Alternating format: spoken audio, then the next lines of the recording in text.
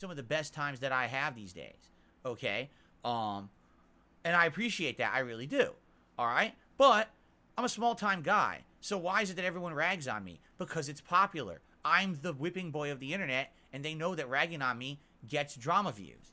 It's literally the only reason people want to have association with me.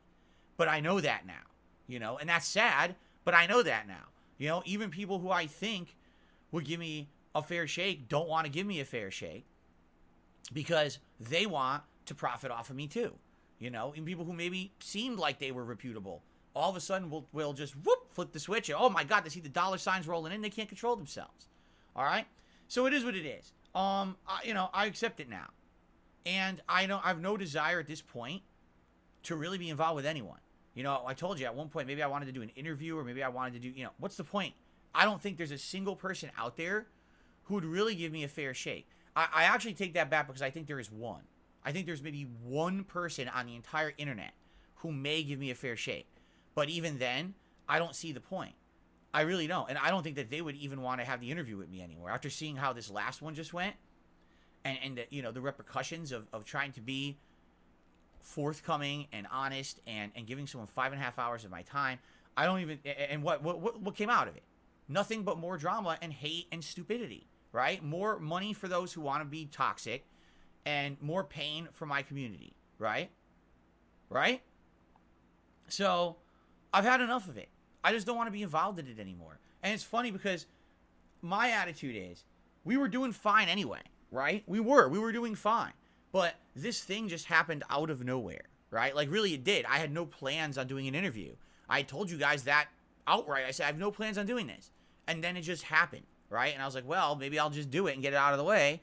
And then it backfires. What a shock that it backfired. At least backfiring this way, it backfired with someone where I could just move on. As opposed to, what if oh my God, can you imagine if I had appeared on Drama Alert or something like that, and how that would have been horrible for everyone, correct? So I'm glad that I didn't do something like that. I think that would have been the worst case scenario. Certainly this is not the worst case scenario possible. But at the same time, yeah, this sucks for everyone. It's not just me. This affects literally everyone in the community, and that's not fair.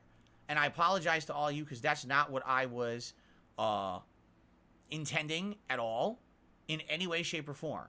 I thought that honestly this is going to be a neutral interview, and then after that we move on and people make their own judgments. That's not what happened. It literally was the polar opposite. It was a neutral interview followed by a whole crap fest, which was not the agreement. That literally was being completely disingenuous, and then everyone on the internet wants to make Phil the butt of the joke. No, that's fucked up.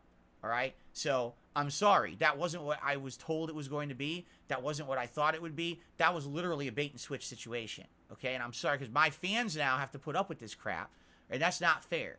All right? At all. It's not fair to my viewers and fans that you had to put up. It's one thing for me to take the brunt of it. I'll take it. I don't care. I've been through everything, man. You can't really faze me anymore.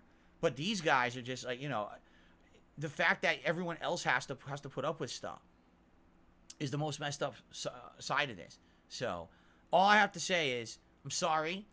I learned my lesson. I'm done with the drama, right? I'm not going to be putting up with any of it anymore,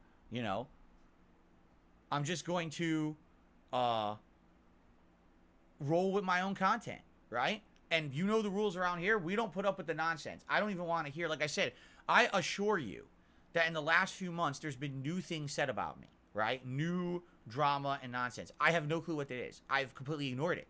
I don't want to hear about it. When people try to bait me with dollar tips talking about it, I just ignore it. I'm not taking the bait anymore. I'm done. We're going to be here. We're going to have fun with games. We're going to have fun with, oh,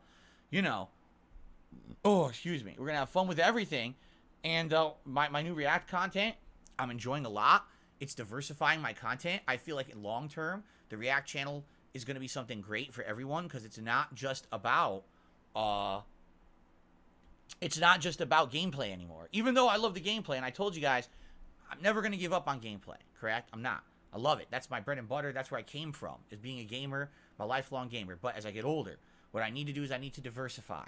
I need to make more content. I feel like the React stuff is where we're headed, where I'm doing movie reviews, TV show reviews, reacting to clips every week, doing long-form reacts and all of that.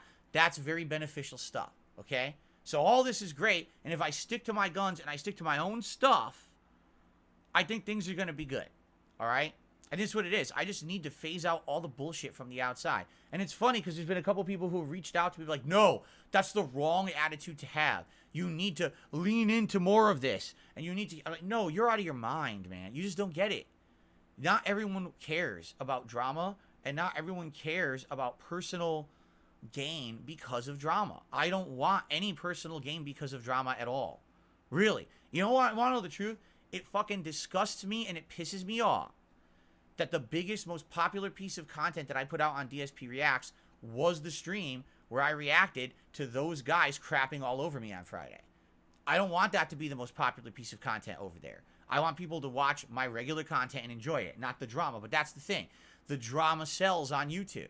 You know, people say, Phil, are you aware that people make negative shows about you on a daily basis that get more views than your content? Yes, because it's toxic drama. And stupid people like toxic drama. And there's a lot more fucking stupid people on this planet than intelligent people. So obviously, drama and stupidity sells. That's why Drama Alert, I mean, the name of the show, ended up being popular. I mean, we all know this. There's evidence of it. So, of course, it's that crap is toxic stuff and negative stuff and hateful stuff will always be more popular than positive content. 1,000,000% of the time. That's just human nature. But I'm not going to do that. I've had opportunities to do it. When I KO Gaming, I made a video about Homefront the Revolution that just because I said it was the worst game I had ever played got only over 1 million views. It made me, I'm not exaggerating, thousands of dollars. I probably made all in all, at the end of the day, probably around $4,000 on that review. On one effing video. So what did I do? I stopped making overall negative reviews. I had a few negative reviews tossed in with positive ones. Well, that was it. People don't like that. Positive mixed with negative? Oh, no. You got to keep making the negative, right? Why didn't you just keep making the negative slander reviews? Because that's not me. And so the channel didn't blow up in popularity. It had one popular video, a few other videos that had maybe a couple 100,000 views.